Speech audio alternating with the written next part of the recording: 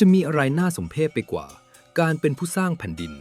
แต่กลับถูกคนสนิทฆ่าตัดหัวเสียบประจานหน้าประตูวังพบกับแผนย้อมแมวโอรสต้นตำรับและจุดจบที่สยดสยองที่สุดของสี่คุณชายผู้ยิ่งใหญ่ชุนเซินจวินแห่งแคว้นฉูโดย Timeless Epic ถอดรหัสมหากาพย์ EP 27 ยุค 4 คุณชายผู้ยิ่งใหญ่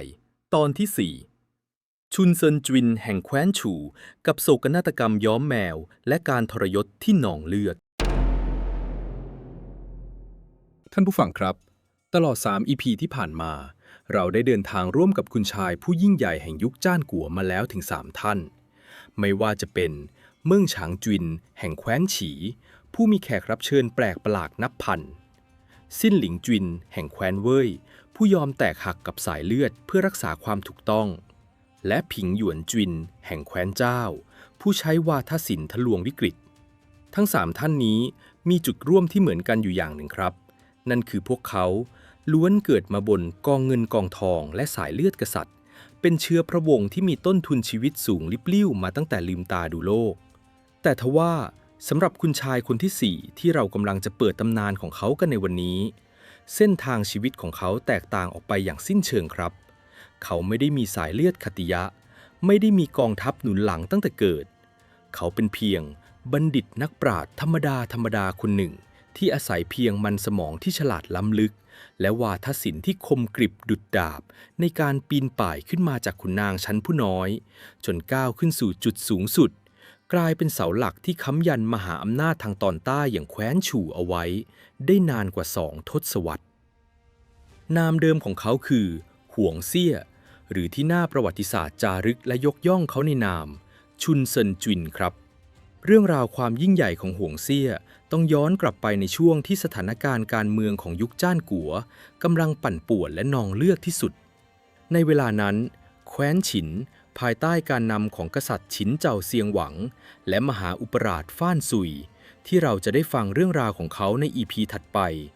กำลังแผ่ขยายแสนยานุภาพทางทหารอย่างบ้าคลั่งกองทัพม้าเหล็กแคว้นฉินเปรียบเสมือนอสูรกายที่บดขยี้ทุกแว่นแคว้นที่ขวางหน้าและหนึ่งในแคว้นที่บอบช้ำที่สุดจากการโจมตีของแคว้นฉินก็คือแคว้นฉูมหาอำนาจทางตอนใต้ครับกษัตริย์แห่งแคว้นฉูในยุคนั้นคือกษัตริย์ฉูชิงเซียงหวังพระองค์ทรงดำเนินนโยบายผิดพลาดครั้งแล้วครั้งเล่าจนถูกยอดแม่ทัพไปฉี่แห่งแคว้นฉินนำทัพบุกทะลวงเข้ามาถึงใจกลางประเทศทลายเมืองหลวงเก่าอย่างอิงเปยจนราบเป็นหน้ากลองกษัตริย์ฉู่ต้องพ่ายแพ้หนีตายย้ายเมืองหลวงไปอยู่ที่เมืองเฉินเพื่อเอาชีวิตรอดและเพื่อเป็นการทำสัญญาสงบศึกกษัตริย์ฉู่จำใจต้องกลืนเลือดส่งพระโอรสองค์โตผู้เป็นถึงว่าที่กษัตริย์องค์ต่อไปนามว่ารัชทายาทอานกัวไปเป็นตัวประกันอยู่ที่นครเสียนหยางเมืองหลวงของศัตรูอย่างแคว้นฉินท่านผู้ฟังครับการเป็นตัวประกันในยุคจ้านกัวนั้นไม่ได้หมายความว่าจะได้ไปพักผ่อนในคฤหาสน์หรูหรานะครับแต่มันคือการนำชีวิตไปแขวนไว้บนเส้นได้รัชทายาทแคว้นฉูถูกกักบริเวณถูกจับตามองทุกฝีก้าวหากแคว้นฉูเกิดแข็งข้อหรือทำอะไรไม่ถูกใจแคว้นฉินขึ้นมาเมื่อใดหัวของรัชทายาทก็พร้อมจะหลุดจากบ่าเพื่อสังเวยความโกรธแค้นได้ทันทีและบัณฑิตหนุ่มผู้ได้รับมอบหมายให้ติดตามไปดูแลรัชทายาทในฐานะพระอาจารย์และที่ปรึกษาส่วนตัวก็คือหวงเซี่ยพระเอกของเราในวันนี้นั่นเองครับเวลาล่วงเลยผ่านไปนับ10 ปีรัชทายาทแคว้นฉูต้องใช้ชีวิตอย่างหวาดผวาอยู่ในนครเสียนหยางท่ามกลางดงศัตรูจนกระทั่งวันหนึ่งข่าวร้ายระดับฟ้าผ่าก็เดินทางจากแคว้นฉูมาถึงหูของหวงเซี่ยกษัตริย์ฉูชิงเซียงหวังประชวรหนักสัญญาณชี้พริบปรีกำลังจะเสด็จสวรรคตในมิช้านี้ข่าวนี้เปรียบเสมือนระเบิดนิวเคลียร์ที่ถล่มลงมากลางวงครับในมุมมองของหวงเซี่ยซึ่งเป็นนักวิเคราะห์สถานการณ์ระดับอัจฉริยะเขามองเห็น Systemic Risk ความเสี่ยงเชิงระบบที่กำลังจะทำให้แคว้นฉูล่มสลายในพริบตาหวงเซี่ยตระหนักดีว่าแคว้นฉูในเวลานั้น เต็มไปด้วยขุนนางแตกแยกและเชื้อพระวงศ์ที่กระหายอำนาจโดยเฉพาะน้องชายของกษัตริย์หากกษัตริย์สวรรคตลงในขณะที่รัชทายาทตัวจริงยังคงติดแงกเป็นตัวประกันอยู่ในแคว้นฉินขุนนางในแคว้นฉู่ย่อมไม่มีทางปล่อยให้แผ่นดินว่างเปล่าพวกเขาจะต้องรีบสถาปนากษัตริย์องค์ใหม่อาจจะเป็นน้องชายของกษัตริย์ขึ้นครองบัลลังก์แทนอย่างแน่นอนและถ้าแคว้นฉู่มีกษัตริย์องค์ใหม่แล้วสถานะของรัชทายาทที่อยู่ในแคว้นฉินจะมีค่าอะไรเหลืออยู่ล่ะครับคำตอบคือ0ไม่มีค่าอะไรเลยจากองค์รัชทายาทผู้สูงศักดิ์จะกลายเป็นเพียงองค์ชายตกอับหรือเป็นแค่ขยะทางการเมืองที่แคว้นฉินสามารถนำไปฆ่าทิ้งเมื่อไหร่ก็ได้และที่เลวร้ายที่สุดหากกษัตริย์องค์ใหม่ของแคว้นฉู่เกลียดชังแคว้นฉินสงครามครั้งใหญ่ก็จะปะทุขึ้นอีกครั้งข้าจะปล่อยให้เป็นเช่นนี้ไม่ได้หากรัชทายาทไม่ได้กลับไปสืบบัลลังก์แคว้นฉู่ต้องพินาศและพวกเราทั้งหมดจะต้องตายอยู่ที่นี่ในยามหน้าสิวหน้าขวานที่ชีวิตแคว้นอยู่บนเส้นได้ห่วงเซี่ยไม่ได้นั่งร้องไห้ฟูมฟายแต่เขากลับดึงเอาศักยภาพสูงสุดของการเป็นนักการทูตลิ้นทองออกมาใช้เขาตัดสินใจเดินหน้าชนกับผู้กุมอำนาจที่น่ากลัวที่สุดในโลกยุคนั้นนั่นคือฟ่านซุยอัครมหาเสนาบดีแห่งแคว้นฉินห่วงเซี่ยจรดผู้กันเขียนฎีกาและขอเข้าพบฟ่านซุยเพื่อเจรจาทางการเมืองที่เฉียบขาดที่สุดครั้งหนึ่งในประวัติศาสตร์เนื้อหาการเจรจาของเขาไม่ได้เป็นการอ้อนวอนขอความเมตตาแต่เป็นการใช้ตรรกะแห่งผลประโยชน์ล้วนๆครับห่วงเซี่ยกล่าวกับฟ่านซุยว่าท่านมหาอุปราชบัดนี้กษัตริย์แห่งแคว้นฉู่ประชวรหนักข้าทราบดีว่าแคว้นฉินตั้งใจจะกักขังรัชทายาทเอาไว้เพื่อต่อรองผลประโยชน์แต่ท่านลองตรองดูให้ดีเถิดแคว้นฉินและแคว้นฉู่ล้วนเป็นมหาอำนาจเปรียบเสมือนพยัคฆ์2 ตัวที่ทรงพลังหากพวกท่านดึงดันจะทำลายแคว้นฉู่มันก็เหมือนพยัคฆ์สู้กันจนบาดเจ็บทั้งคู่สุดท้ายแล้วแว่นแคว้นอื่นๆอย่างแคว้นหานแคว้นเว่ยแคว้นฉีก็จะฉวยโอกาสสวมรอยเป็นตาอินกับตานากลืนกินพวกท่านในภายหลังฟ่านซุยนั่งฟังนิ่งๆห่วงเซี่ยจึงตอกย้ำด้วยไพ่ตายทางการเมืองหากกษัตริย์ฉู่สวรรคตลงและท่านไม่ยอมปล่อยรัชทายาทกลับไปแคว้นฉู่ย่อมต้องสถาปนาเชื้อพระวงศ์องค์อื่นขึ้นเป็นกษัตริย์องค์ใหม่ผู้นี้ย่อมไม่ได้มีความผูกพันใดๆกับแคว้นฉินและเขาจะต้องเกลียดชังพวกท่านที่ทำให้พี่ชายของเขาต้องทนทุกข์เมื่อถึงเวลานั้นแคว้นฉู่จะผนึกกำลังกับแคว้นอื่นก่อสงครามกับแคว้นฉินอย่างเอาเป็นเอาตายและที่สำคัญรัชทายาทที่พวกท่านกักตัวไว้ก็จะกลายเป็นเพียงสามัญชนที่ไร้ค่าในเกมการเมืองท่านจะกักขังคนธรรมดาไว้เพื่อเหตุใดกันสู้ท่านปล่อยตัวรัชทายาทกลับไปสืบบัลลังก์ในตอนนี้เสียดีกว่าห่วงเซี่ยทิ้งท้ายด้วยประโยคปิดดีลหากรัชทายาทได้กลับไปเป็นกษัตริย์ด้วยความเมตตาของแคว้นฉินเขาย่อมต้องซาบซึ้งในพระคุณของพวกท่านแคว้นฉู่จะเป็นพันธมิตรที่จงรักภักดีและยินดีจะมอบดินแดนหรือผลประโยชน์ให้แคว้นฉินเพื่อเป็นการตอบแทนท่านมหาอุปราชฟ่านซุยการลงทุนปล่อยตัวประกันเพียงคนเดียวแต่ได้มาซึ่งแคว้นพันธมิตรและผลประโยชน์มหาศาลนี่ไม่ใช่ทางเลือกที่ฉลาดที่สุดหรอกหรือโอ้โหท่านผู้ฟังครับนี่คือสุดยอดศิลปะแห่งการเจรจาห่วงเซี่ยสามารถเปลี่ยนสถานะผู้เสียเปรียบให้กลายเป็นผู้เสนอผลประโยชน์ได้อย่างแนบเนียนชี้ให้เห็นถึงความเสี่ยงของการกระทำได้อย่างทะลุปลุกโปร่งฟ่านซุยซึ่งเป็นนักกลยุทธ์ที่ฉลาดหลักแหลมเมื่อได้ฟังก็มองเห็นภาพตามทันทีเขาตระหนักว่าสิ่งที่ห่วงเซี่ยพูดนั้นถูกต้องทุกประการฟ่านซุยจึงนำเรื่องนี้ไปกราบทูลกษัตริย์ฉินเจ้าเซียงหวังเพื่อขอให้ปล่อยตัวรัชทายาทแคว้นฉู่กลับไปแต่ทว่า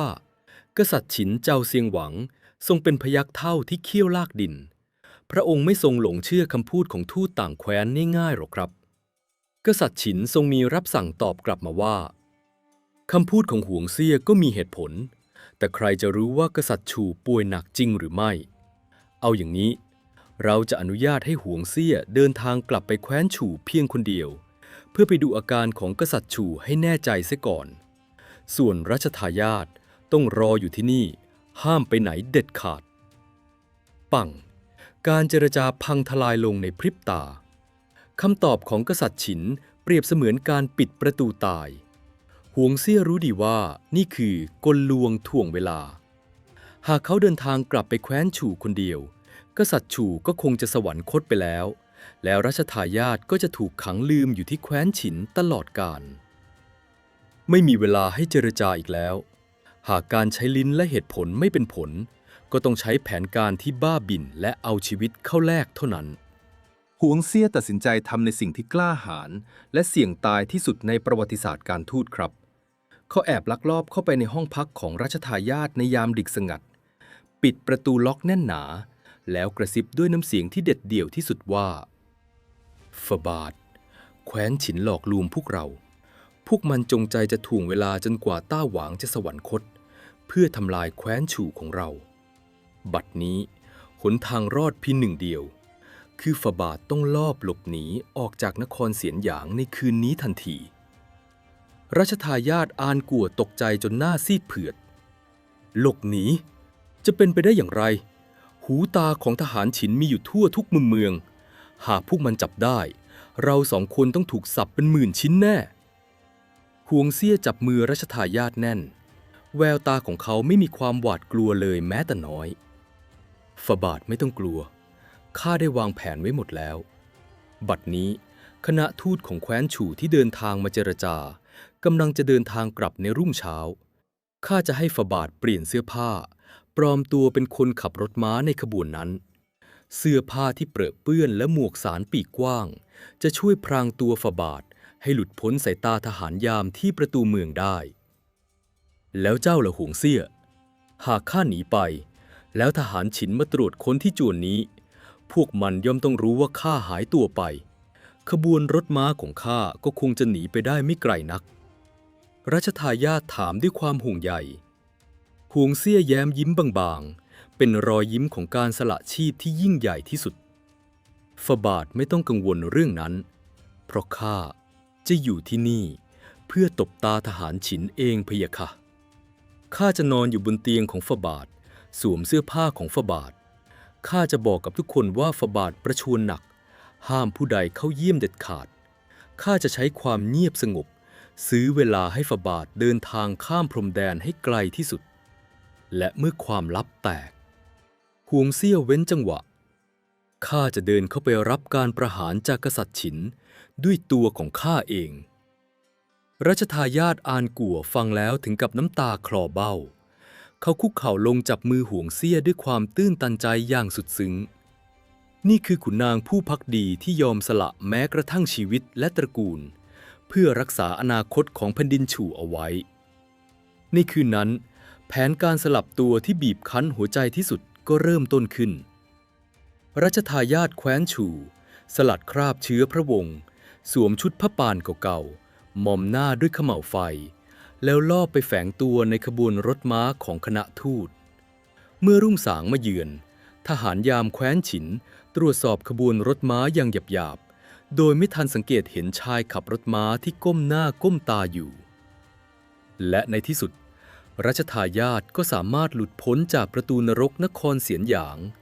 ควบม้ามุ่งหน้ากลับสู่แคว้นฉู่ได้อย่างปาฏิหาริย์ทางด้านของหวงเซี่ย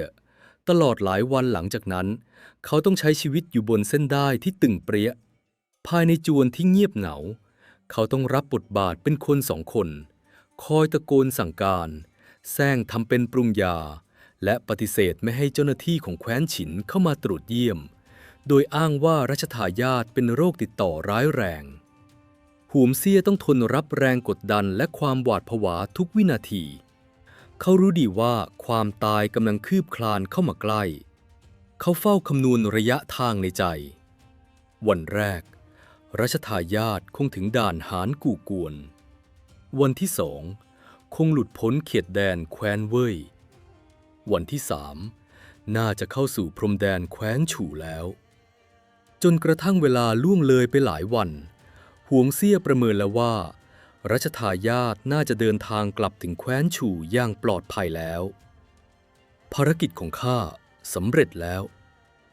หวงเซี่ยถอนหายใจยาวด้วยความโล่งอกเขาลุกขึ้นจากเตียงอาบน้ำชำระร่างกาย สวมชุดขุนนางแคว้นฉู่เต็มยศจัดเสื้อผ้าให้เรียบร้อยสง่างามที่สุดแล้วก้าวเดินออกจากจวนมุ่งหน้าตรงไปยังพระราชวังของกษัตริย์ฉินเมื่อห่วงเซี่ยก้าวเข้าสู่ท้องพระโรงเขายืนตระหง่านอยู่เบื้องหน้ากษัตริย์ฉินเจาเซียงหวังและมหาอุปราชฟ้านซุยโดยไม่มีท่าทีหวาดกลัวใดๆห่วงเซี่ยคุกเข่าลงแล้วประกาศด้วยน้ำเสียงที่กังวานและหนักแน่นที่สุดกราบทูลต้าหวางบัดนี้รัชทายาทแคว้นฉู่ได้ลอบหลบหนีออกจากนครเสียนหยางและเดินทางกลับถึงแคว้นฉู่อย่างปลอดภัยแล้วพะยะค่ะแผนการสลับตัวทั้งหมดเป็นฝีมือของข้าน้อยแต่เพียงผู้เดียวข้าน้อยหลอกลวงเบื้องสูงโทษทันถึงตายข้าน้อยพร้อมแล้วที่จะน้อมรับการประหารชีวิตจากต้าหวางในบัดนี้ปังสิ้นคำประกาศของห่วงเซี่ยท้องพระโรงก็แทบจะระเบิดเป็นเสียงๆด้วยความพิโรธของกษัตริย์ฉินเจ้าเซี่ยงหวังพระองค์ทรงผุดลุกขึ้นจากบัลลังก์พระพักตร์แดงก่ำด้วยความโกรธแค้นทรงถูกขุนนางแคว้นอื่นลูบข่มและตบหน้าอย่างจังกลางเมืองหลวงของพระองค์เองบังอาจนักไอ้สุนัขแคว้นฉู่เจ้ากล้าหลอกลวงข้าลอบปล่อยตัวประกันหนีไปกันนั้นหรือทหารลากตัวไอ้หวงเซี่ยไปประหารชีวิตเดี๋ยวนี้สับมันให้แหลกเป็นหมื่นชิ้นทหารองครักษ์นับ10 นายกรูเข้ามาจับกุมตัวหวงเซี่ยดาบอันคมกริบถูกชักออกจากฝักเตรียมจะบั่นคอของวีรบุรุษนักการทูตผู้นี้ให้ขาดสะบั้นชะตากรรมของหวงเซี่ยกำลังจะจบลงที่นี่กระนั้นหรือเขาจะถูกประหารอย่างโหดเหี้ยมหรือจะมีปาฏิหาริย์ใดมาพลิกวิกฤตความตายนี้ได้และการสละชีวิตของเขา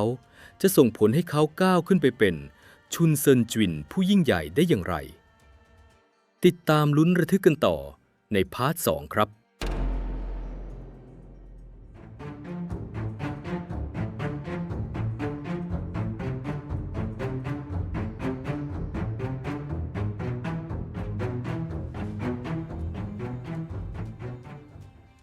ท่านผู้ฟังครับวินาทีที่คมดาบของเพชฌฆาตแคว้นฉินกำลังจะบั่นคอของห่วงเซี่ยนักการทูตผู้กล้าหาญที่ยอมสละชีวิตเพื่อช่วยรัชทายาทแคว้นฉู่ท้องพระโรงอันตึงเครียดก็พลันเกิดจุดพลิกผันที่ไม่มีใครคาดคิดผู้ที่ก้าวออกมาขัดขวางการประหารชีวิตไม่ใช่ขุนนางแคว้นฉู่ที่ไหนแต่กลับเป็นฟ้านซุยอัครมหาเสนาบดีจอมเจ้าเล่ห์และโหดเหี้ยมแห่งแคว้นฉินนั่นเองครับฟ้านซุยคุกเข่าลงเบื้องหน้ากษัตริย์ฉินเจ้าเซียงหวังแล้วกราบทูลด้วยตรรกะทางการเมืองที่เฉียบขาดที่สุดฝ่าบาทโปรดระงับโทสะด้วยเถิดชายผู้นี้ชื่อหวงเซี่ยเขายอมเอาชีวิตของตนเองเขาแลกเพื่อปกป้องนายเหนือหัวความจงรักภักดีเช่นนี้หาได้ยากยิ่งนักในแผ่นดินหากฝ่าบาทสั่งประหารเขาแผ่นดินจะครหาว่าฝ่าบาทเป็นทรราชที่เข็นฆ่าขุนนางผู้สัตย์ซื่อฟ้านซุยชี้มือไปที่หวงเซี่ยแต่หากฝ่าบาทไว้ชีวิตและปล่อยเขากลับไปแคว้นฉู่บัดนี้รัชทายาทที่เขายอมตายแทนกำลังจะก้าวขึ้นเป็นกษัตริย์รัชทายาทย่อมต้องซาบซึ้งและปูนบำเหน็จให้หวงเซี่ยกลายเป็นผู้กุมอำนาจสูงสุดในแคว้นฉู่เป็นแน่ถึงเวลานั้นแคว้นฉินของเราก็จะมีพันธมิตรที่ติดหนี้ชีวิตพวกเรากุมบังเหียนแคว้นฉู่อยู่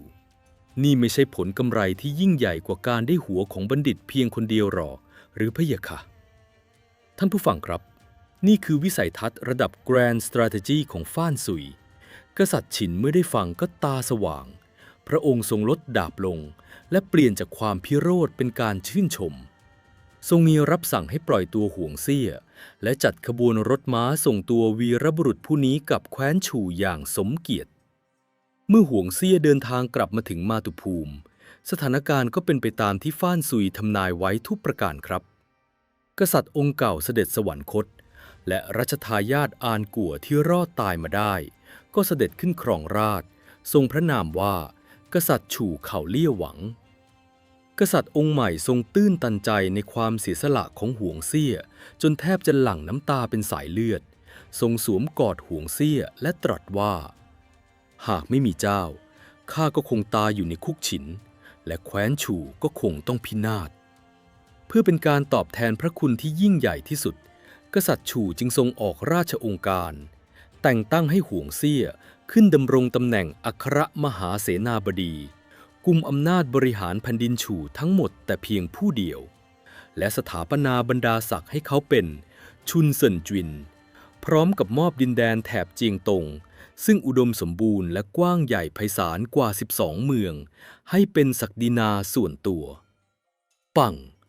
การลงทุนด้วยชีวิตของบัณฑิตหนุ่มได้ผลตอบแทนทะลุเพดานจักรวาลครับบัดนี้ชุนเซินจวินได้ก้าวขึ้นเป็น1 ใน 4คุณชายผู้ยิ่งใหญ่แห่งยุคจ้านกัวอย่างเต็มภาคภูมิตลอดระยะเวลากว่า20ปีหลังจากนั้นชุนเซินจวินคือกำแพงเหล็กที่ปกป้องแคว้นฉู่เขานำทัพเข้าช่วยเหลือแคว้นเจ้าจากการปิดล้อมของแคว้นฉินในศึกหานตาลร่วมกับซิ่นหลิงจวินและผิงหยวนจวินและนำทัพบุกทำลายแคว้นหลู่ขยายอาณาเขตแคว้นฉู่ให้ยิ่งใหญ่เกรียงไกรอำนาจของเขาในแคว้นฉู่นั้นมหาศาลจนแทบจะเรียกได้ว่าเป็น CEO ผู้มีสิทธิ์ขาดเหนือบอร์ดบริหารคฤหาสน์ของเขาสร้างขึ้นอย่างวิจิตรการตายิ่งกว่าพระราชวังและเพื่อประกาศศักดาความเป็นมหาอำนาจเขาได้เปิดรับสมัครมั่วคือฆ่าบริวารเข้ามาอยู่ในสังกัดมากถึง 3,000 คนมีเรื่องเล่าที่แสดงถึงความมั่งคั่งและบ้าคลั่งในอีโก้ของชุนเซินจวินครับครั้งหนึ่งผิงหยวนจวินได้ส่งทูตและข้าบริวารมาเยือนแคว้นฉู่ข้าบริวารของแคว้นเจ้าตั้งใจจะมาอวดรวยจึงสวมชุดผ้าไหมและเครื่องประดับหรูหราเต็มยศแต่เมื่อพวกเขาเดินเข้ามาในคฤหาสน์ของชุนเซินจวินพวกเขาก็ต้องหน้าแตกจนแทบแทรกแผ่นดินหนีเพราะข้าบริวารระดับล่างสุดของชุนเซินจวินสวมรองเท้าที่ประดับด้วยไข่มุกเม็ดโตเดินต้อนรับแขกกันอย่างเป็นเรื่องปกติความร่ำรวยและอิทธิพลของชุนเซินจวินนั้นไร้ขีดจำกัดจริงๆครับแต่ทว่าท่านผู้ฟังครับในโลกของภาพยนตร์สยองขวัญหรือในโลกของธุรกิจเมื่อบริษัทกำลังเติบโตถึงขีดสุดกราฟพุ่งชนเพดานนั่นคือสัญญาณเตือนว่าวิกฤตที่มองไม่เห็นกำลังจะปะทุขึ้นสำหรับชุนเซินจวินวิกฤตการณ์ระดับชาติ Systemic Risk ของเขาไม่ได้เกิดจากกองทัพฉินไม่ได้เกิดจากการคลังล้มละลายแต่เกิดจากร่างกายของกษัตริย์ชูเขาเลี่ยวหวังครับกษัตริย์ชูเขาเลี่ยวหวังแม้จะครองราชย์มายาวนานมีพระมเหสีและสนมนางในนับพันคนเสพสุขในวังหลังอย่างเต็มที่แต่ความจริงอันมืดมิดที่ถูกกระซิบกระซาบกันในราชสำนักก็คือพระองค์ไม่สามารถให้กำเนิดพระโอรสได้เลยแม้แต่คนเดียวกษัตริย์เป็นหมันในบริบทของการเมืองยุคโบราณวิกฤตไร้ทายาท succession crisis คือหายนะขั้นสูงสุดของรัฐครับเพราะหากกษัตริย์สวรรคตโดยไม่มีลูกชายกฎมนเทียนบานระบุว่าบัลลังก์จะต้องถูกส่งต่อให้กับพระอนุชาน้องชายของกษัตริย์หรือเชื้อพระวงศ์สายอื่นและคนที่หนาวๆร้อนๆที่สุดกับเรื่องนี้ไม่ใช่ใครอื่นแต่คือชุนเซินจวินทำไมเนอะหรือครับท่านผู้ฟังลองนึกภาพ CEO ที่กุมอำนาจเด็ดขาดมา20ปีดูสิครับตลอดเวลาที่ผ่านมาชุนเซินจวินบริหารประเทศด้วยความเด็ดขาดเขาได้ขัดผลประโยชน์ริบที่ดินและสั่งลงโทษบรรดาน้องชายของกษัตริย์เหล่าเชื้อพระวงศ์เอาไว้มากมายมหาศาลเชื้อพระวงศ์เหล่านั้นเกลียดชังและอาฆาตแค้นชุนเซินจวินเข้ากระดูกดำแต่ที่พวกเขายังทำอะไรไม่ได้ก็เพราะกษัตริย์ฉู่ยังคอยเป็นเกราะคุ้มกันชุนเซินจวินอยู่หากวันใดที่กษัตริย์สวรรคตและพวกเชื้อพระวงศ์ก้าวขึ้นมาครองบัลลังก์สิ่งแรกที่พวกเขาจะทำคือการ corporate purge กวาดล้างขั้วอำนาจเก่าชุนเซินจวินและตระกูลหวงจะต้องถูกสับเป็นหมื่นชิ้นและถูกประหาร7 ชั่วโคตรอย่างไม่ต้องสงสัยความหวาดกลัวเริ่มกัดกินจิตใจของคุณชายผู้ยิ่งใหญ่เขาพยายามทุ่มเงินทองสรรหาสตรีที่แข็งแรงและงดงามที่สุดจากทั่วทุกสารทิศส่งเข้าไปถวายตัวในวังหลังหวังให้กษัตริย์มีลูกให้จงได้แต่ผลลัพธ์ก็ว่างเปล่าไม่มีสตรีคนใดตั้งครรภ์เลยความกดดัน pressure ผลักดันให้มนุษย์เรายอมทำในสิ่งที่ไม่คาดคิดเสมอและในห้วงเวลาที่ชุนเซินจวินกำลังมืด8ด้านอยู่นั่นเองอสรพิษร้ายผู้หนึ่งก็ได้ปรากฏตัวขึ้นที่หน้าคฤหาสน์ของเขาพร้อมกับข้อเสนอที่จะลากคุณชายผู้ยิ่งใหญ่ ลงสู่ขุมนรกแห่งความอัปยศไปตลอดกาลชายผู้นี้มีนามว่าหลี่หยวนหลี่หยวนเป็นชาวแคว้นเจ้าเขาไม่ใช่แม่ทัพไม่ใช่นักปราชญ์ผู้ยิ่งใหญ่แต่เขาเป็นนักฉวยโอกาสที่มีความทะเยอทะยานสูงลิบลิ่วหลี่หยวนมีสินทรัพย์เพียงชิ้นเดียวในชีวิตนั่นคือน้องสาวแท้ๆของเขาแม่นางหลี่ผู้ซึ่งเกิดมาพร้อมกับสิริโฉมที่งดงามหยดย้อยสถานแผ่นดินชนิดที่ว่าบุรุษใดได้เห็นเป็นต้องใจสั่นรูปร่างเย้ายวนและมารยาหญิงครบถ้วนสมบูรณ์แบบแผนการดั้งเดิมของหลี่หยวนคือการพาครอบครัวย้ายมาที่แคว้นชูเพื่อนำน้องสาวไปถวายตัวแก่กษัตริย์ชูหวังให้ตัวเขาได้เป็นพระญาติและเกาะชายกระโปรงน้องสาวก้าวขึ้นสู่อำนาจแต่หลี่หยวนนั้นฉลาดหลักแหลมกว่านักแสวงโชคทั่วไปครับเมื่อเขามาถึงแคว้นชูเขาไม่ได้บุ่มบามเข้าวังแต่เขาแอบสืบข้อมูลภายในจนล่วงรู้ความลับสุดยอดว่ากษัตริย์ชูทรงเป็นหมันสมองของหลี่หยวนคำนวณความเสี่ยงทันทีหากข้าส่งน้องสาวเข้าวังไปถวายกษัตริย์ตอนนี้นางก็เป็นได้แค่สนมของเล่นนางไม่มีวันตั้งครรภ์ได้และเมื่อกษัตริย์ไม่มีทายาทสืบสกุลนางก็จะไม่มีวันได้เป็นพระมเหสีซ้ำร้ายเมื่อกษัตริย์สวรรคตนางอาจจะต้องถูกฝังทั้งเป็นไปพร้อมกับกษัตริย์ด้วยซ้ำการลงทุนนี้มีแต่ขาดทุนย่อยยับเมื่อวิเคราะห์ตลาดและพบว่า Target Customer ไม่สามารถให้ผลตอบแทนที่ต้องการได้หลี่หยวนจึงทำสิ่งที่ในโลกสตาร์ทอัพเรียกว่า Pivot Strategy การปรับเปลี่ยนกลยุทธ์กระทันหันหลี่หยวนเบนเข็มทิศหันไปเล็งเป้าหมายใหม่ที่ทรงพลังยิ่งกว่านั่นคือผู้กุมอำนาจที่แท้จริงของแคว้นชูอัครมหาเสนาบดีชุนเซินจวินเขาแอบแฝงตัวเข้าไปสมัครเป็นหนึ่งในข้าบริวาร 3,000 คนของชุนเซินจวินใช้ศิลปะการพูดจาประจบสอพลอและความสามารถในการอ่านใจคนจนสามารถแทรกซึมเข้าไปเป็นคนสนิทที่ชุนเซินจวินไว้ใจได้อย่างรวดเร็วและเมื่อหลี่หยวนเข้าถึงตัวชุนเซินจวินได้กับดักนางนกต่อที่ร้ายกาจที่สุดในยุคจ้านกัวก็ถูกกางออกอย่างเงียบเชียบการปรากฏตัวของสตรีผู้งดงามจะสั่นคลอนจิตใจของคุณชายที่ผ่านร้อนผ่านหนาวมา 20 ปีได้อย่างไรและความรักที่ลุ่มหลงจะนำไปสู่แผนการ Hostile Takeover ด้วยสายเลือกที่วิปริตที่สุดได้อย่างไรเตรียมดำดิ่งลงสู่แผนการเมืองในมุ้งที่ดาร์กที่สุด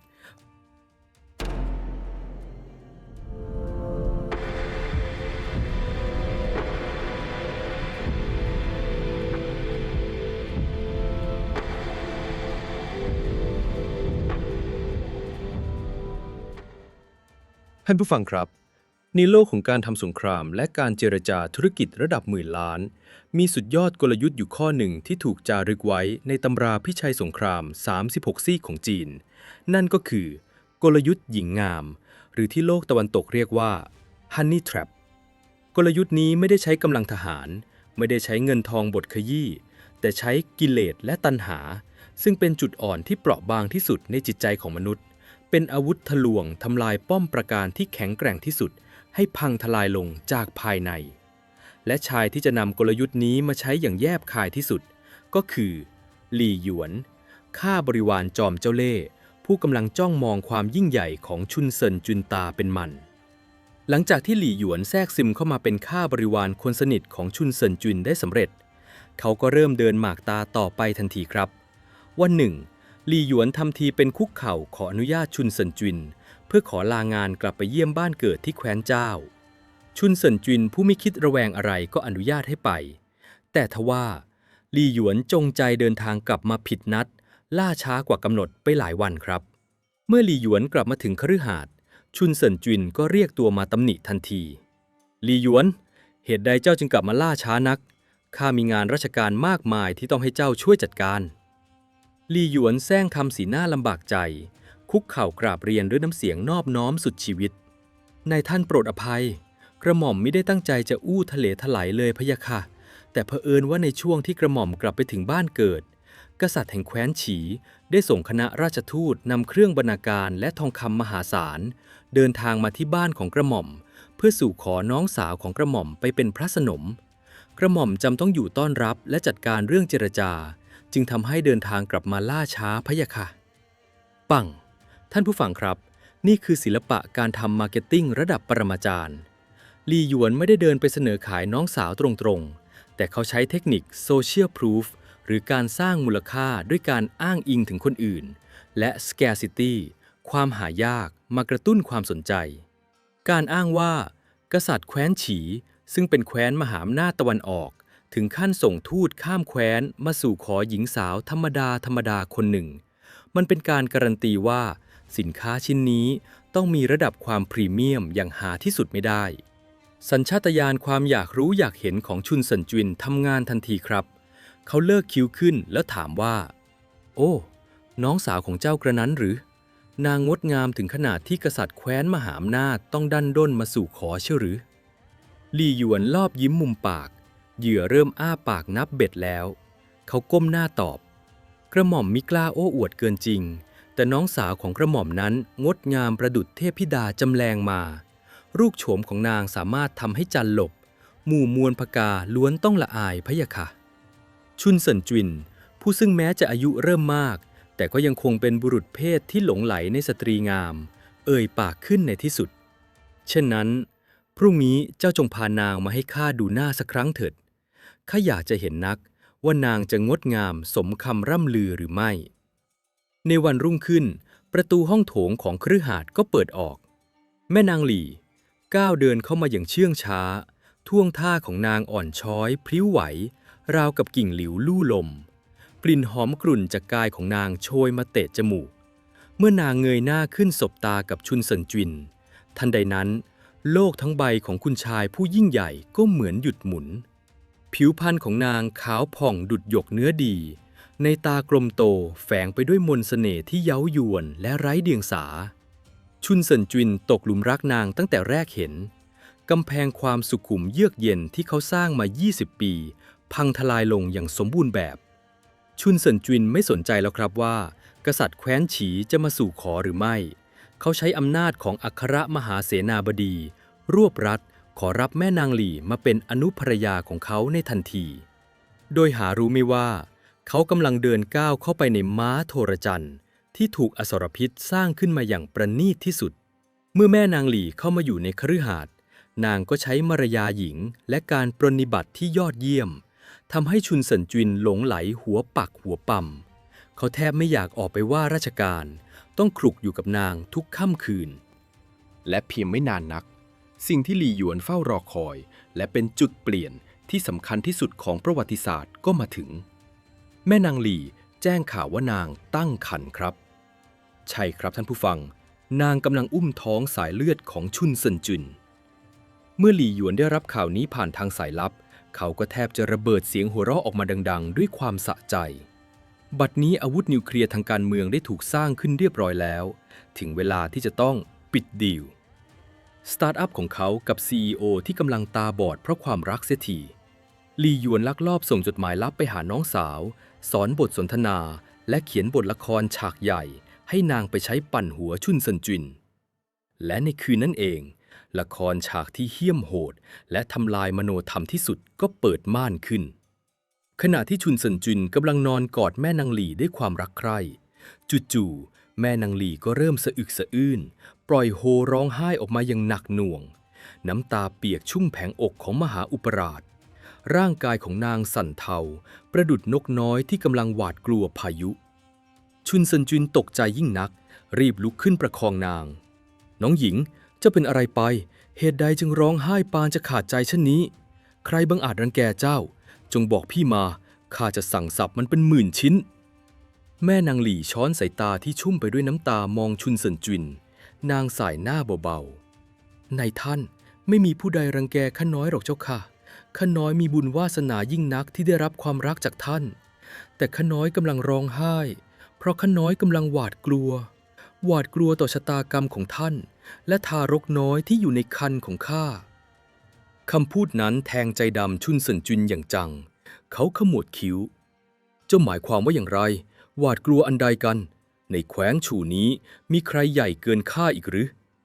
แม่นางหลี่เริ่มปฏิบัติการปั่นหัวด้วยกลยุทธ์แก๊สไลติงผสมกับ Fear Appeal การขู่ให้กลัวขั้นสุดยอด นางกล่าวด้วยน้ำเสียงที่เศร้าสร้อยและกรีดลึกถึงกระดูกดำว่านายท่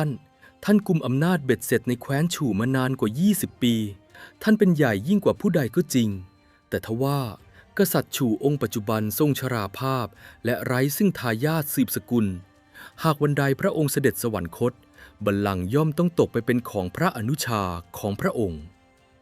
นางเว้นจังหวะเลื่อนมือไปกุมมือของชุนเซินจุนแน่น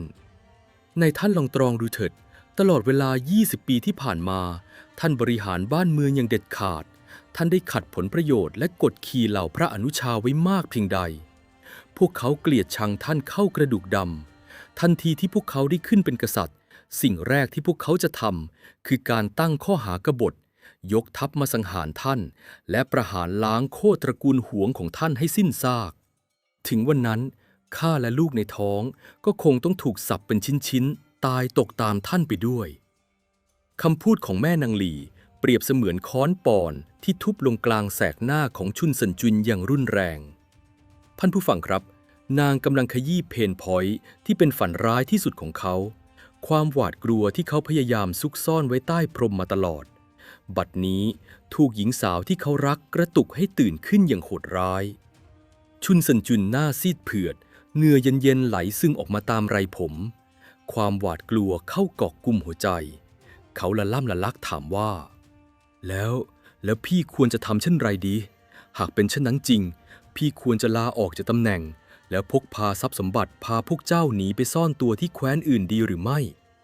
แม่นางหลี่สายหน้าช้าๆหนีไปก็ไร้ประโยชน์เจ้าค่ะอำนาจของกษัตริย์นั้นกว้างใหญ่ไพศาลหนีไปสุดล่าฟ้าเขียวพวกเขาก็จะส่งมือสังหารตามล่าท่านอยู่ดีในท่านข้ามีทางออกทางเดียวเท่านั้นที่จะพลิกชะตาชีวิตของพวกเราจากความตายที่รออยู่ให้กลายเป็นความยิ่งใหญ่ชั่วกลปาวสานชุนเซินจุนจับไหล่นางแน่นทางออกอันใดรีบบอกพี่มาแม่นางหลี่จ้องมองลึกเข้าไปในดวงตาของบุรุษผู้ยิ่งใหญ่แล้วกระซิบด้วยน้ำเสียงที่เย็นเยียบและทะเยอทะยานที่สุดที่จะทำให้ประวัติศาสตร์ต้องจารึกในท่านบัดนี้ข้าเพิ่งจะตั้งครรภ์ได้ไม่นานยังไม่มีผู้ใดล่วงรู้ความลับนี้นอกจากท่านข้าและพี่ชายของข้าหากท่านยอมเสียสละนำข้าไปถวายให้เป็นพระสนมของกษัตริย์ชูด้วยรูปโฉมและจริตมารยาของข้ากษัตริย์ซึ่งทรงโหยหาสตรีและทายาทย่อมต้องโปรดปรานและเรียกข้าไปปรนนิบัติอย่างแน่นอนนางเลื่อนมือเป็นรูปที่หน้าท้องที่ยังแบนราบของตนเองและเมื่อถึงกำหนดเวลาข้าก็จะอ้างว่าทารกที่คลอดออกมานี้คือพระโอรสของกษัตริย์ฝาบาทซึ่งทรงปรารถนาทายาทมาตลอดชีวิตย่อมต้องดีพระทัยจนขาดสติไม่มีวันสงสัยและจะสถาปนาลูกของเราขึ้นเป็นรัชทายาทในทันทีชุนเซินจุนเบิกตากว้างอ้าปากค้างสมองของเขาอื้ออึงไปหมดกับแผนการที่วิปริตบ้าบิ่นและลบหลู่เบื้องสูงที่สุดแต่แม่นางหลี่ยังไม่จบครับนางตอกย้ำด้วย closing statement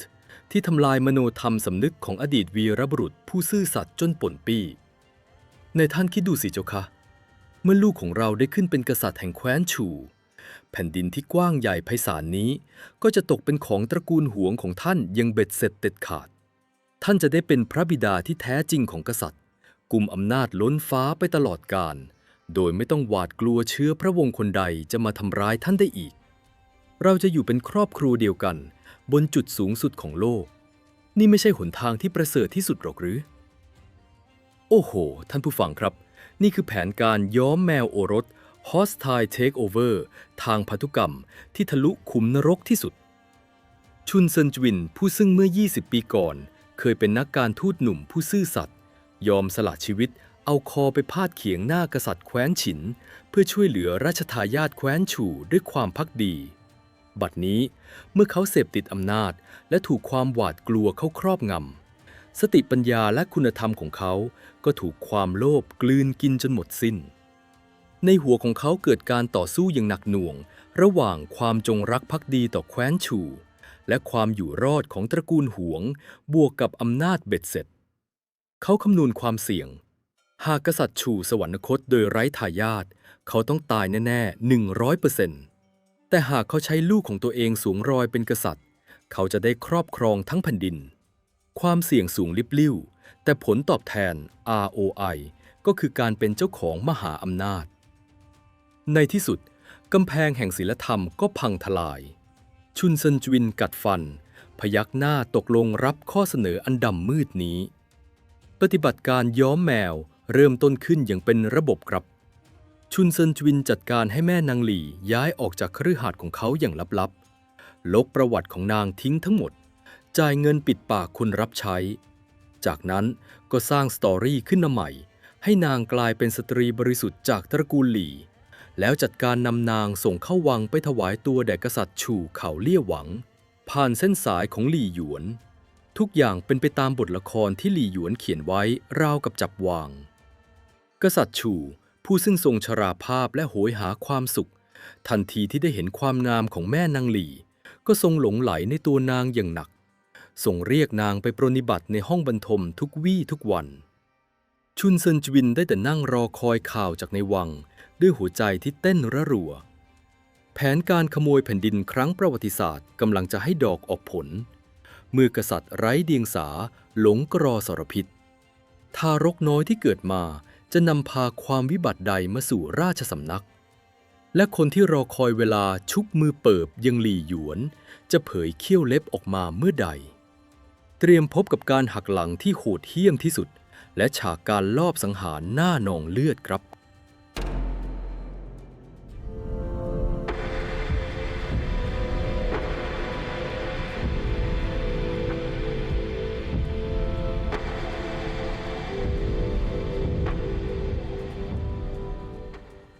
ท่านผู้ฟังครับ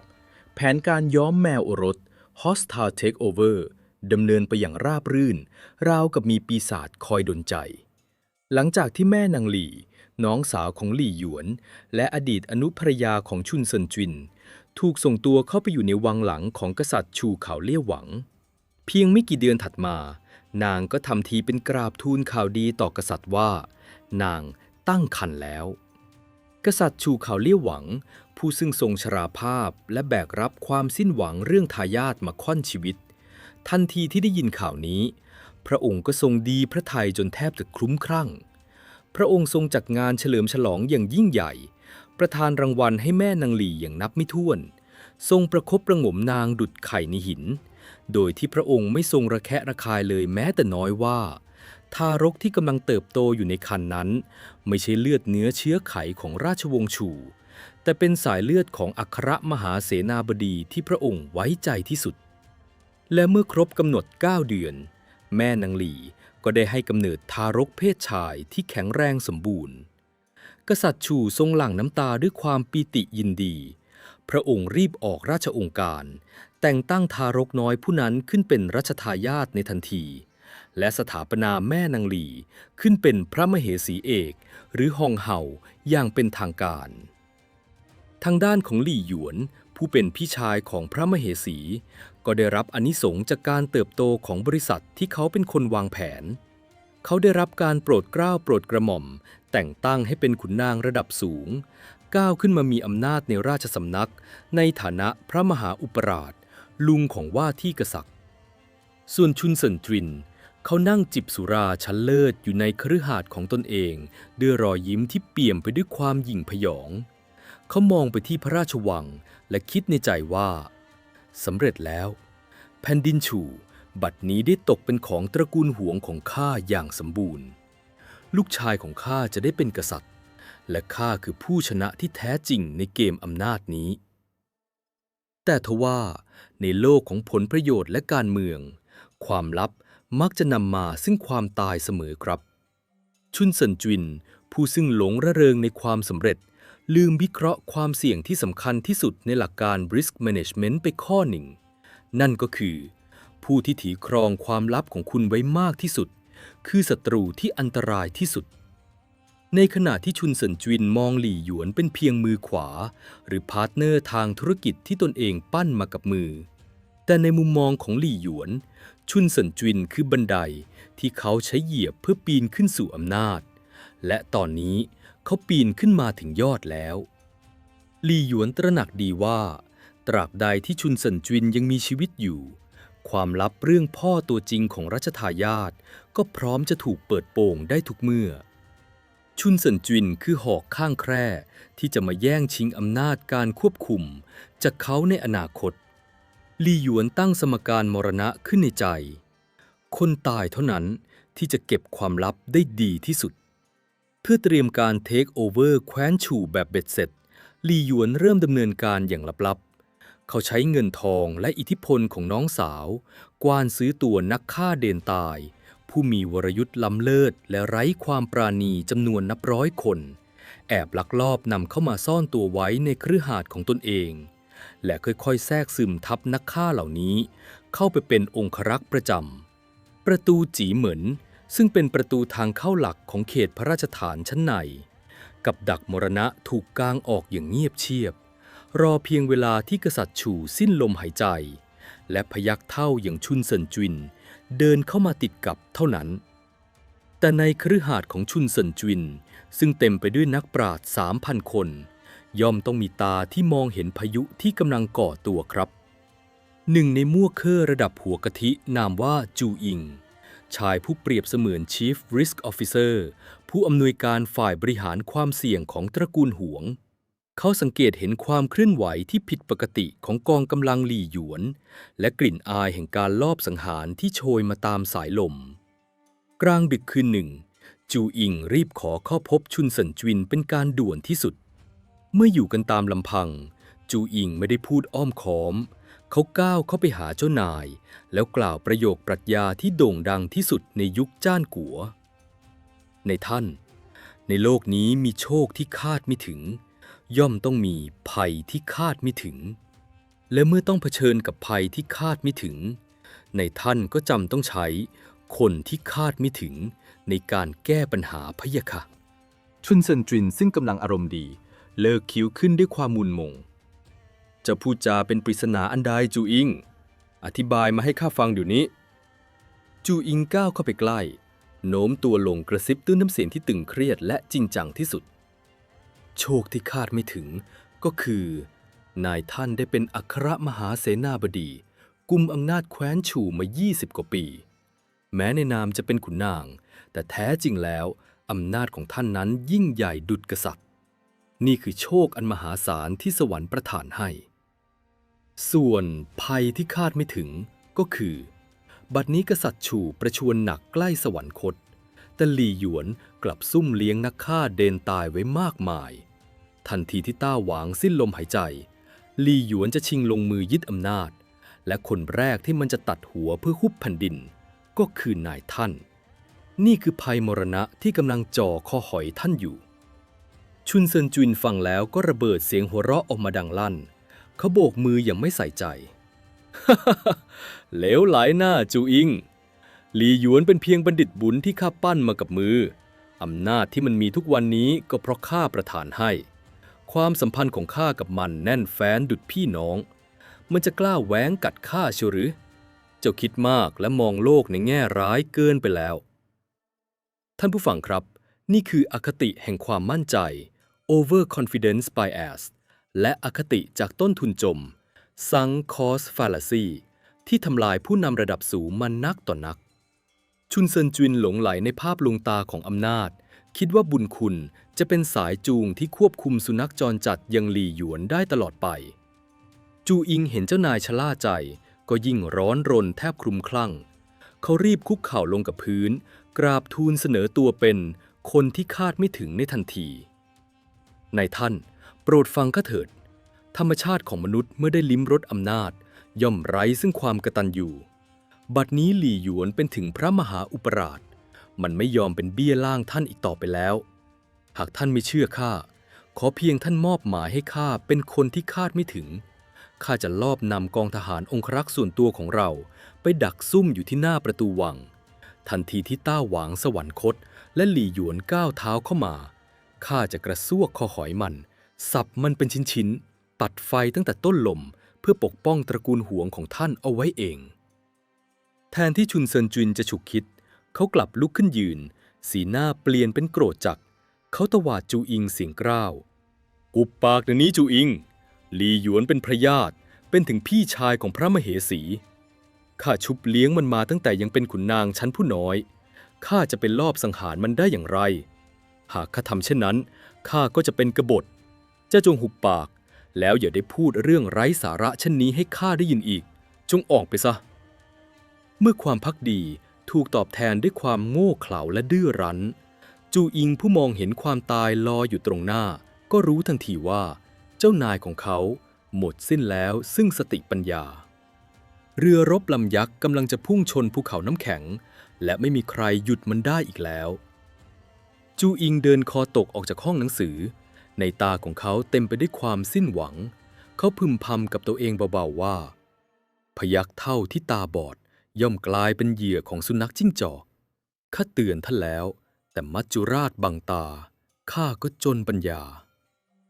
ในคืนนั้นเองเพื่อรักษาชีวิตของตนเอง จูอิงเก็บข้าวของและลอบหนีออกจากคฤหาสน์หายตัวไปในความมืดมิดของยุคจ้านกัวตลอดกาลทิ้งให้ชุนเซินจินต้องเผชิญหน้ากับชะตากรรมที่ตนเองเป็นคนเลือก และแล้วเพียง10 กว่าวันให้หลัง สิ่งที่จูอิงทำนายไว้ก็ระเบิดขึ้นราวกับบทละครมรณะกองกองกองเสียงระฆังมรณกรรมในพระราชวังดังกังวานก้องไปทั่วเมืองหลวงแคว้นฉู่กษัตริย์ฉู่เขาเลี่ยหวังเสด็จสวรรคตแล้ว เมื่อข่าวการสวรรคตมาถึงคฤหาสน์ตระกูลหวง ชุนเซินจินไม่ได้รู้สึกหวาดกลัวหรือเศร้าโศกใดๆ เขากลับรู้สึกฮึกเหิม สายตาของเขาเปล่งประกายด้วยความกระหายอำนาจ ในที่สุดวันนี้ก็มาถึง ลูกชายของข้ากำลังจะขึ้นเป็นกษัตริย์ ข้าจะต้องรีบเข้าวังไปจัดการควบคุมสถานการณ์ในฐานะบิดาและผู้สำเร็จราชการ ชุนเซินจินสวมชุดขุนนางระดับอัครมหาเสนาบดีเต็มยศ จัดเตรียมขบวนรถม้าอย่างสง่างาม แต่ด้วยความชะล่าใจและมั่นใจในบารมีของตนเองอย่างสุดขีด เขาจึงปฏิเสธที่จะนำกองทหารองครักษ์ชุดใหญ่ตามไปด้วย เขาพกทหารติดตามไปเพียงหยิบมือเดียวเท่านั้น ขบวนรถม้าของคุณชายผู้ยิ่งใหญ่ เคลื่อนตัวฝ่าความมืดของรุ่งอรุณมุ่งหน้าเข้าสู่เขตพระราชวัง เมื่อรถม้าวิ่งมาถึง ประตูจีเหมินประตูวิจิตรซึ่งเป็นด่านสุดท้ายก่อนเข้าสู่พระราชฐานชั้นใน ชุนเซินจินก้าวลงจากรถม้าเดินเชิดหน้าเตรียมก้าวข้ามธรณีประตู แต่ทว่าบรรยากาศรอบๆประตูวังในเช้าวันนั้นมันเงียบสงัดจนผิดปกติ ไม่มีขันทีคอยต้อนรับ ไม่มีเสียงร้องไห้คร่ำครวญของนางกำนัน ไม่มีทหารยามประจำการตามปกติ มีเพียงความเงียบที่หนาวเหน็บทะลุถึงกระดูก สัญชาตญาณเอาตัวรอดของชุนเซินจินทำงาน แต่มันสายเกินไปแล้ว ชิ่งชิ่งเสียงชักกระบี่นับร้อยเล่มออกจากฝักพร้อมกัน ดังก้องสะท้อนไปทั่วกำแพงวัง ทันใดนั้นเอง นักฆ่าเดนตายของหลี่หยวนนับร้อยนายที่ดักซุ่มซ่อนตัวอยู่หลังเสาหินและซุ้มประตู ก็กระโจนพรวดออกมาดุจฝูงหมาป่ากระหายเลือด ใบหน้าของพวกมันอำมหิต คมดาบสะท้อนแสงเย็นเยือกพุ่งตรงเข้าใส่ชุนเซินจินและองครักษ์ผู้ติดตามอย่างบ้าคลั่ง ชุนเซินจินเบิกตากว้างด้วยความตกตะลึงสุดขีด สมองของเขาขาวโพลนภาคของจูอิงและคำเตือนเรื่องภัยที่คาดไม่ถึงแวบเข้ามาในหัวดังสายฟ้าฟาด หยุด พวกเจ้าเป็นใคร กล้าดีอย่างไรมาขวางทางข้า ข้าคือชุนเซินจินอัครมหาเสนาบดีแห่ง ชุนเซินจินยังไม่ทันตะโกนจบประโยค หัวหน้านักฆ่าก็พุ่งทะยานเข้ามาถึงตัว ดาบเหล็กกล้าอันคมกริบฟาดฟันลงมาที่ลำคอของคุณชายผู้ยิ่งใหญ่เต็มแรงชึบเลือดสีแดงฉานพุ่งกระฉูดออกจากลำคอราวกับน้ำพุศีรษะของชุนเซินจินชายผู้เคยกุมอำนาจล้นฟ้าผู้เปิดคฤหาสน์เลี้ยงข้าบริวาร 3,000 คนขาดกระเด็นหลุดออกจากบ่ากลิ้งหลุนๆไปตกอยู่บนพื้นหินหน้าประตูวิจิตรดวงตาของเขายังคงเบิกค้างเต็มไปด้วยความมุนมงสับสนและความหวาดกลัวที่ไม่อาจบรรยายได้ร่างไร้วิญญาณล้มตึงลงจมกองเลือดท่ามกลางเสียงโห่ร้องยินดีของพวกนักฆ่าเดนตายช่างเป็นจุดจบที่น่าสมเพชและสยดสยองยิ่งนักแต่นี่เป็นเพียงแค่บทนำของการกวาดล้างครับหลี่หยวนผู้ซึ่งยืนมองผลงานของตนเองอยู่หลังกำแพงวัง ไม่ยอมหยุดอยู่แค่นี้ เขาต้องการขุดรากถอนโคนเพื่อไม่ให้ใครมาทวงแค้นได้อีกลี่หยวนออกคำสั่งอาญาสิทธิ์ในนามของพระมเหสีทันที จงนำศีรษะของไอ้กบฏหวงเซี่ยโยนข้ามกำแพงวังออกไปให้ชาวเมืองได้เห็น และส่งกองทัพทั้งหมดไปล้อมคฤหาสน์ตระกูลหวง สังหารพวกมันให้หมดสิ้นทุกชีวิต อย่าให้เหลือรอดแม้แต่ทารกในเปล ทหารฉู่นับพันนายบุกเข้ากวาดล้างคฤหาสน์ของชุนเซินจิน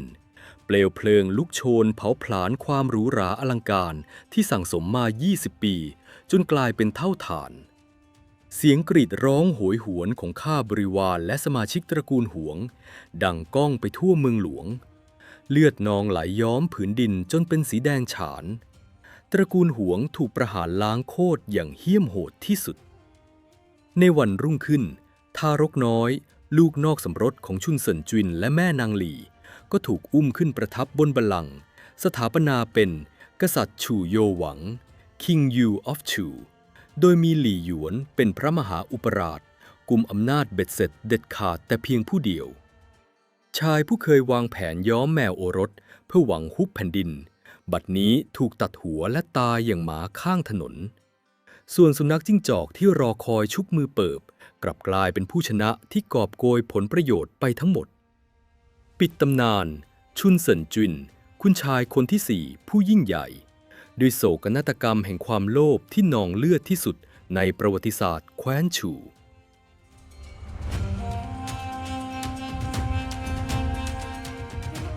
ท่านผู้ฟังครับเส้นทางของ4คุณชายผู้ยิ่งใหญ่แห่งยุคจ้านกัวได้ดำเนินมาถึงจุดจบอย่างเป็นทางการแล้วเมิ่งฉางจุนรอดตายเพราะลูกน้องที่ต่ำต้อยสิ้นหลิงจุนขโมยตราพยัคฆ์ช่วยชาติแต่จบชีวิตด้วยการตรอมใจเพราะเจ้านายระแวงผิงหยวนจุนอาศัยวาทศิลป์ทะลวงถุงรอดพ้นวิกฤตหานตาลชุนเซินจิน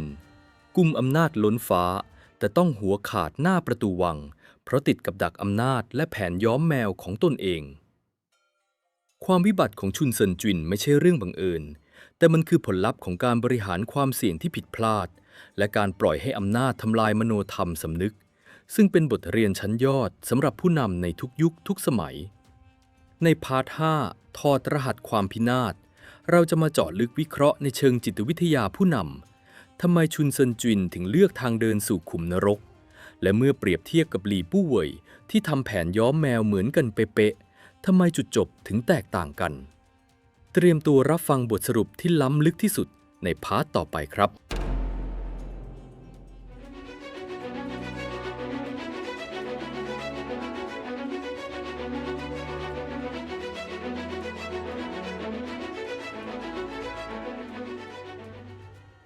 ท่านผู้ฟังครับยินดีต้อนรับเข้าสู่ช่วง Exclusive Analysis ครับภาพของศีรษะที่ขาดกระเด็นของชุนเซินจินกลิ้งหลุนๆอยู่หน้าประตูวิจิตรท่ามกลางกองเลือดของตระกูลหวงที่ถูกประหารล้างโคตรไม่ใช่แค่ฉากจบที่น่าสยดสยองในหน้าประวัติศาสตร์ยุคจ้านกัวเท่านั้นแต่มันคือ Business Case Study ระดับ Masterpiece ที่นักบริหารผู้นำองค์กรและทุกคนที่กำลังแสวงหาอำนาจต้องศึกษาและจดจำเอาไว้ให้ขึ้นใจทำไมบุรุษผู้มีความฉลาดล้ำลึกระดับอัจฉริยะ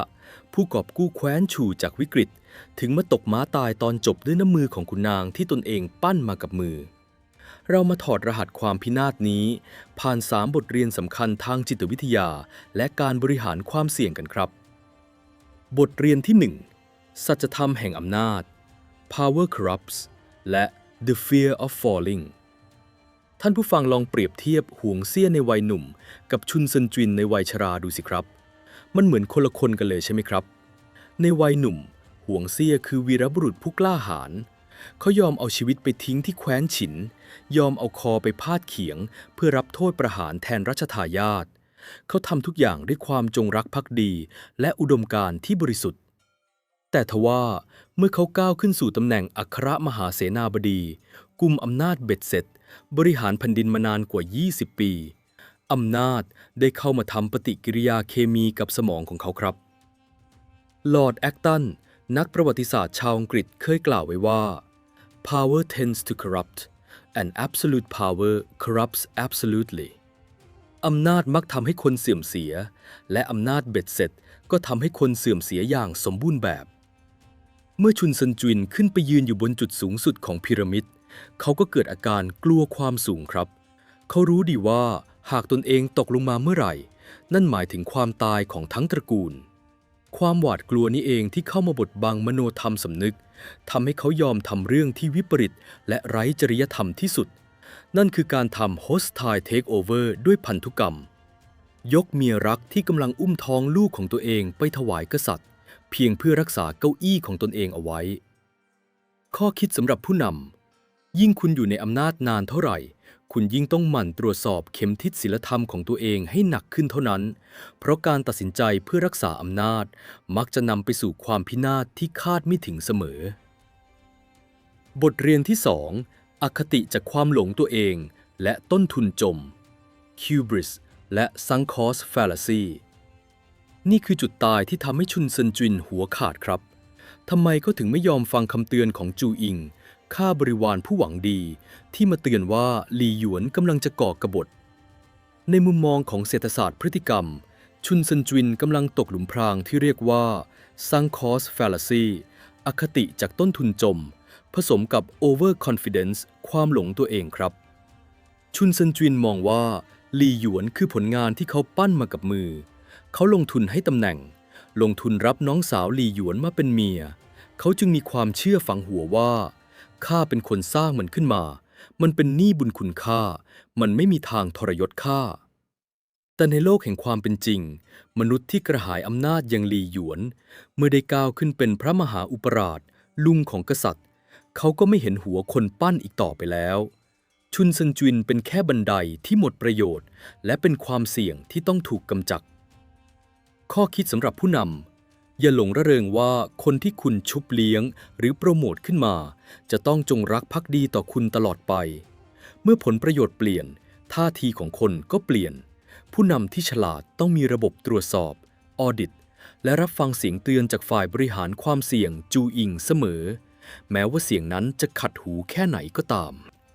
บทเรียนที่ 3 ศึกประชันแผนย้อมแมวท่านผู้ฟังที่ติดตามมหากาพย์เลียดก๊กมาตั้งแต่ต้นอาจจะคุ้นๆกับแผนการของชุนเซินจินใช่ไหมครับใช่แล้วครับแผนยกเมียที่ท้องแล้วให้กษัตริย์ของชุนเซินจินนั้นเกิดขึ้นในแคว้นฉู่และเป็นต้นแบบที่เกิดขึ้นก่อนแผนย้อมแมวของหลี่ปู้เหวยที่ยกเจ้าจีให้อี้เหรินในแคว้นฉินเพียงไม่กี่ปีครับในยุคจ้านกัวกลยุทธ์การขโมยแผ่นดินด้วยพันธุกรรมดูเหมือนจะเป็นเทรนด์ยอดฮิตของคุณนางมหาเศรษฐีแต่คำถามที่น่าสนใจที่สุดก็คือทำไมแผนของชุนเซินจินถึงพังพินาศและตายอนาถคาประตูวังในขณะที่แผนของหลี่ปู้เหวยเกือบจะสำเร็จสมบูรณ์แบบจนสามารถกุมอำนาจแคว้นฉินได้ยาวนานความแตกต่างอยู่ที่การบริหารจัดการพาร์ทเนอร์สครับพลาดที่ 1 ชุนเซินจินยอมให้พี่ชายของเมียหลี่หยวนเข้ามามีบทบาทและกุมอำนาจทหารในวังนี่คือการสร้างคู่แข่งขึ้นมาฆ่าตัวเองชัดๆหลี่หยวนมีอำนาจสั่งการทหารเดนตายได้จึงสามารถลอบสังหารชุนเซินจินได้อย่างง่ายดายหลี่ปู้เหวยทำงานแบบฉายเดี่ยวโซโล่โฟลเดอร์เจ้าจีไม่มีครอบครัวที่มีอิทธิพลหนุนหลังหลี่ปู้เหวยเป็นคนผูกขาดอำนาจบริหารแคว้นฉินไว้แต่เพียงผู้เดียวเขาไม่ปล่อยให้ใครมาแชร์อำนาจกับเขาจนกระทั่งเจ้าจีแอบไปปั้นเล่าไอ้ขึ้นมาในภายหลังซึ่งนั่นก็เป็นความผิดพลาดอีกแบบหนึ่งสรุปสั้นๆคือชุนเซินจินเก่งเรื่องการทูตแต่อ่อนหัดเรื่องการเมืองในมุ้งและการควบคุมคนผ่านครับ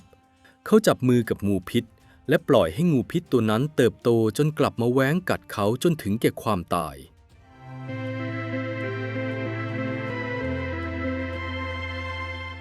ปิดม่านตำนาน 4 คุณชายผู้ยิ่งใหญ่ท่านผู้ฟังครับวาระสุดท้ายของชุนเซินจินเป็นการปิดฉากยุคสมัยของ4คุณชายผู้ยิ่งใหญ่แห่งยุคจ้านกัวอย่างเป็นทางการเมิ่งฉางจินรอดชีวิตด้วยไหวพริบของลูกน้องที่ต่ำต้อย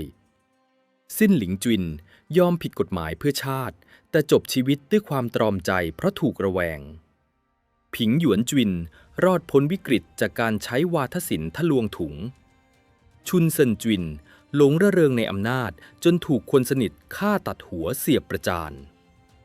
ยุคสมัยที่ปัญญาชนและกุนซือสามารถรวมตัวกันเป็นกลุ่มก้อนเพื่อถ่วงดุลอำนาจของแคว้นฉินได้พังทลายลงอย่างสมบูรณ์แล้วครับ ปราการด่านสุดท้ายของ6แคว้นได้ล่มสลายจากความเน่าเฟะภายในของพวกเขาเอง และนับจากวินาทีนี้เป็นต้นไปแคว้นฉินภายใต้การนำของมหาราชผู้ทรงอำนาจจะลุกโชนขึ้นราวกับไฟบรรลัยกัน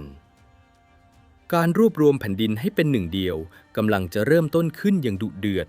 นองเลือดและใช้มันสมองห้ำหั่นกันยิ่งกว่าที่ผ่านมา ในอีพีถัดไป